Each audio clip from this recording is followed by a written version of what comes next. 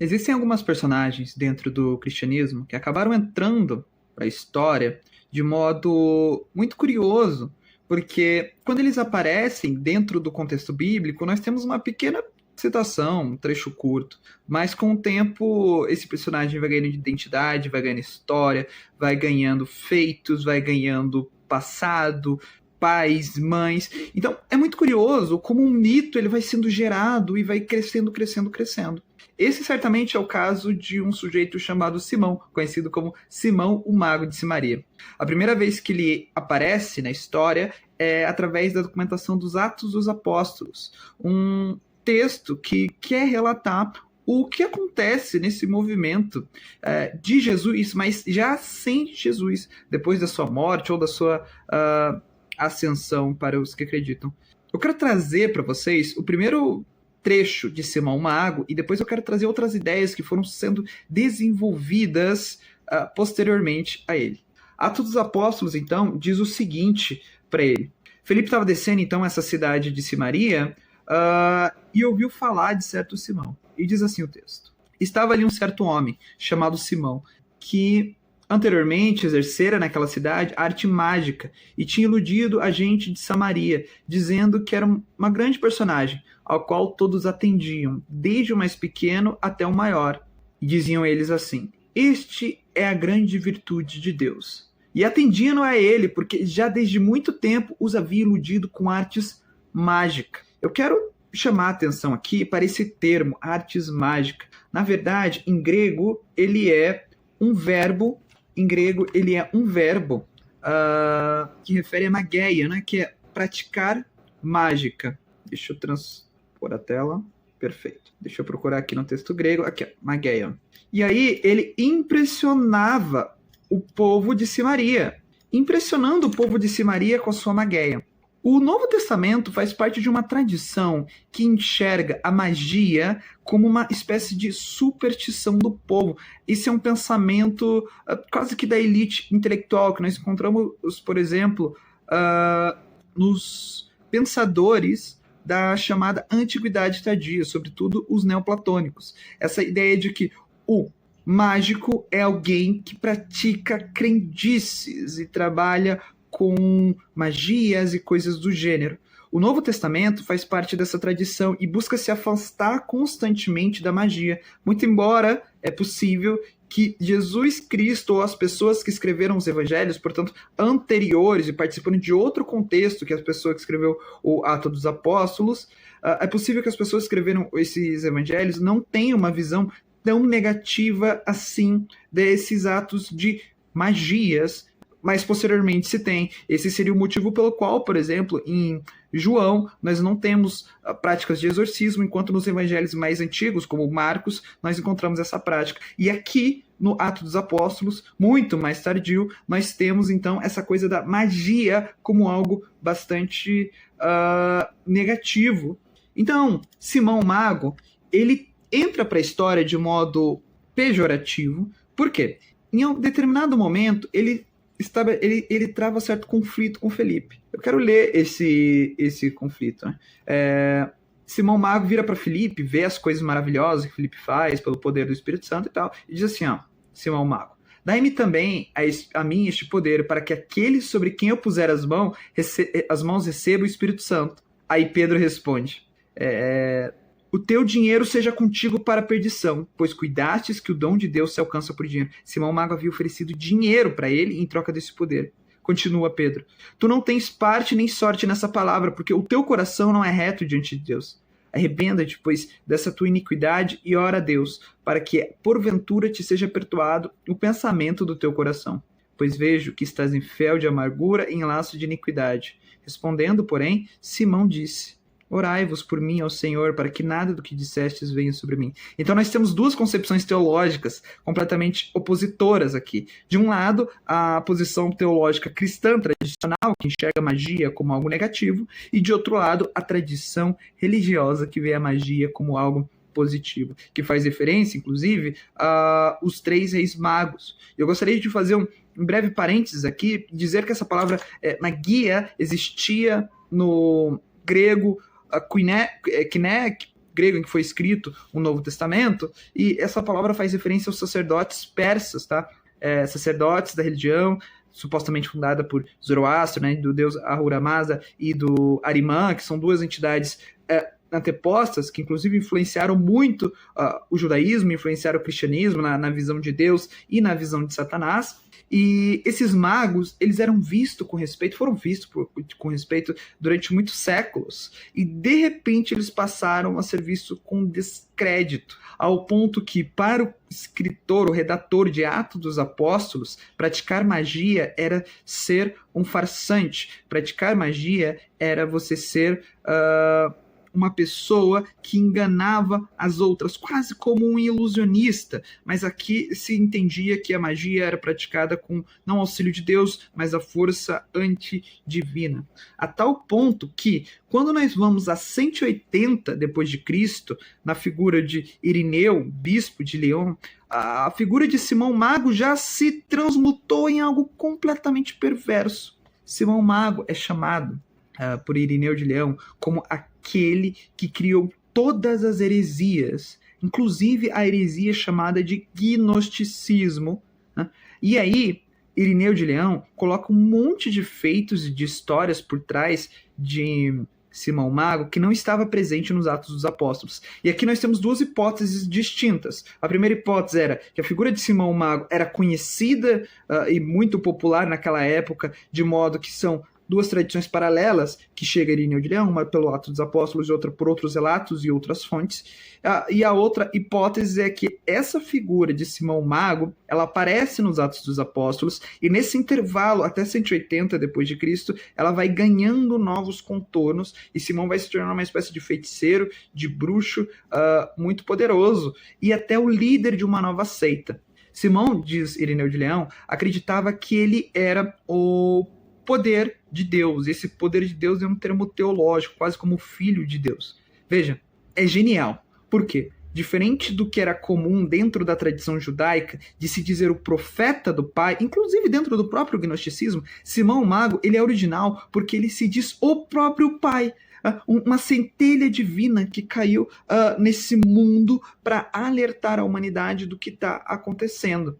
Irineu de Leão ainda diz mais. Ele diz que Cláudio César construiu uma estátua em honra dele. Hoje em dia os historiadores duvidam bastante dessa afirmação, dado alguns dados históricos que não cabem aqui, mas de todo modo, Irineu de Leão parece acreditar que ele foi fundador e tinha seita de diversos e diversos seguidores.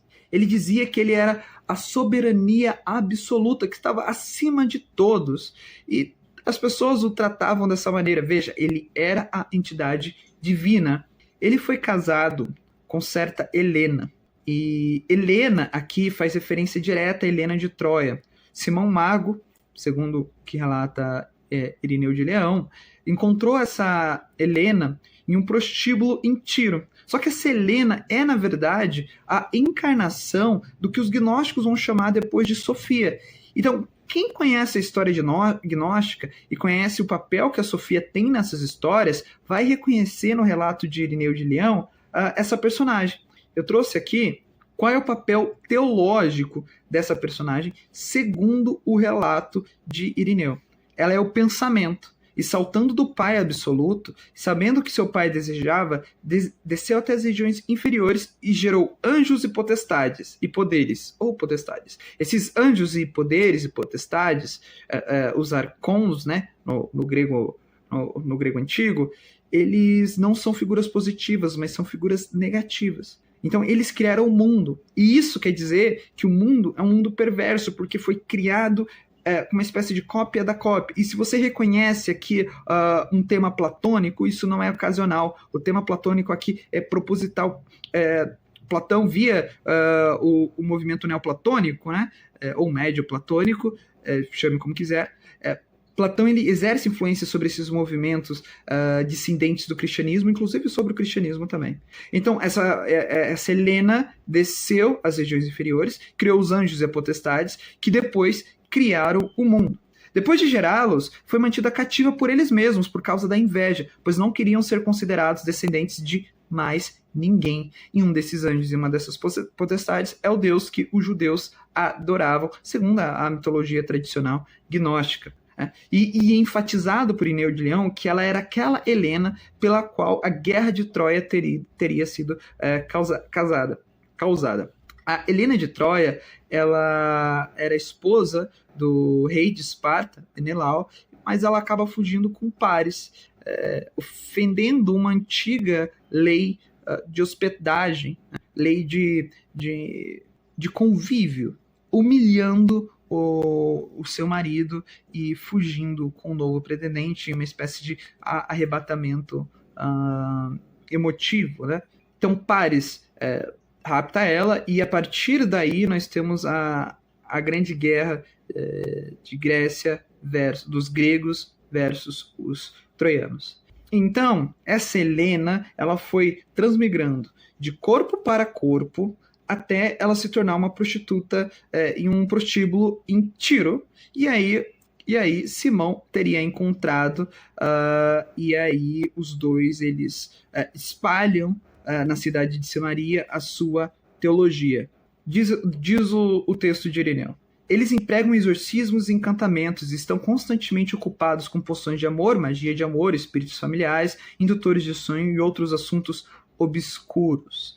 Veja que aqui o termo magia ele acaba sendo parecido com o que pratica o charlatão, vendendo coisas, objetos de amor e poção e etc. Mas quando o termo é usado no contexto antigo, sobretudo do primeiro século, ele não tem necessariamente essa conotação. Nós temos outros relatos de Ireneu que mostra pra gente um pouquinho essa figura dúbia de diversas perspectivas. Então, diz que quando Simão Mago estava se relacionando com a figura de João Batista, que também é uma figura nem de longe tão unitária quanto o Novo Testamento faz a gente pensar, e Simão, quando João Batista morre, né, ele estava ausente no Egito para a prática de magia quando ele foi morto, e certo seguidor dele, de João Batista, chamado Dositeu, decidindo o cargo de João, anunciou falsamente que Simão também estava morto, e aí ele sucedeu Simão Mago para governar a sua seita, a seita então de João Batista. Não há muito tempo, Simão voltou e reivindicou fortemente o lugar como seu, embora, quando conheceu Dositeu, não tenha exigido de volta, pois sabia que quem alcança o poder regularmente acaba caindo alguma hora. Portanto, com a amizade fingida, ele se entrega por um tempo ao segundo lugar sob Dositeu.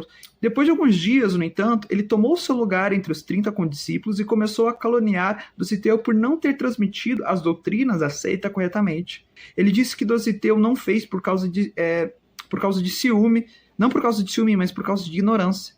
Certa vez, Dositeu percebeu essa acusação astuta de Simão, percebeu que ela estava destruindo a sua reputação, de modo que não pensavam eles mais como aquele que é considerado o que permanece, né? Isso aqui é um título teológico. E aí ele veio e encontrou Simão, golpeou-o com seu cajado. O cajado parecia passar pelo corpo de Simão como se ele fosse uma fumaça. Com espanto, Dositeu então diz para ele: se você é o permanente mesmo, eu adorarei. Quer dizer, diante desse milagre do cajado atravessar o corpo dele, só restava Dositeu a assumir. E então Simão diz: de fato, eu sou. Veja que de novo ele está reivindicando o poder não de ser um discípulo, um profeta do Senhor, mas de ser o próprio Senhor. Então ele é o Kyrios, o Senhor, em grego, e a Helena é Kyria, a senhora, né? O feminino do Senhor. Então eles estão como nesse par de deidades. Mais uma vez, ele não é nenhum profeta, ele é o próprio Deus. Sobre a morte de Simão, é complicado dizer, porque também as fontes variam. Uma dessas fontes, por exemplo, como a de Hipólito, diz que ele enterrou a si mesmo vivo e pediu para os seus discípulos cavarem no terceiro dia, porque ele ia estar vivo. Bom, eles cavaram no terceiro dia e o relato de Hipólito é que ele não estava vivo, que ele estava morto. Outro relato que aparece nos Atos Apócrifos de Pedro diz o seguinte: ele queria demonstrar sua superioridade através de artes mágicas e dizia que ele poderia se elevar ele poderia voar. Então ele subiu aos céus. E nesse momento, Pedro orou a Deus para frustrar essa demonstração, pedindo que Simão fosse impedido de mostrar os seus falsos poderes. Nesse momento, Simão perdeu a sua sustentação e caiu violentamente no chão, quebrando a sua perna. Veja, aqui ele não se trata de alguém que engana as pessoas, mas ele flutuou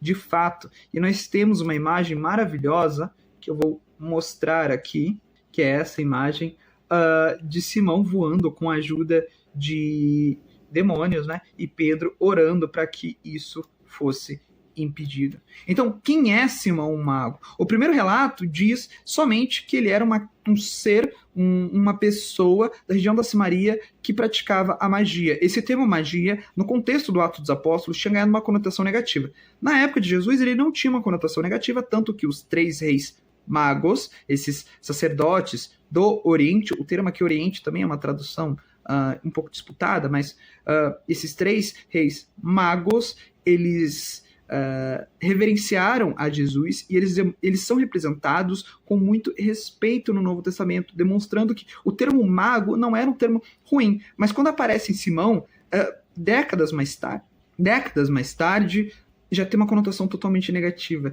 E é isso que eu gostaria de chamar a atenção. Como pequenas histórias vão escalonando e vão tomando caminhos completamente imprevisíveis, ao ponto de, já pelo 3º século, Simão Mago está voando com auxílio de demônios e um dos apóstolos vai lá e derruba ele com o poder de Deus para mostrar a soberania de Deus. E no século 180 depois de Cristo, nós temos disputas teológicas muito marcantes entre os dois, entre o grupo dos cristãos, já um pouco mais estabelecidos, com a figura de Irineu de Leão como representante, e depois dos seguidores de Simão o Mago, ou como ficou conhecido posteriormente como os gnósticos. Então nós temos disputas teológicas, e é nesse contexto que o cristianismo nasce. Nós precisamos tomar cuidado com aquelas ideias que fazem a gente pensar que o cristianismo é um movimento unificado, que apareceu com Jesus Cristo, quando na verdade não. Na verdade, esse movimento ele é disputado, e nós temos apenas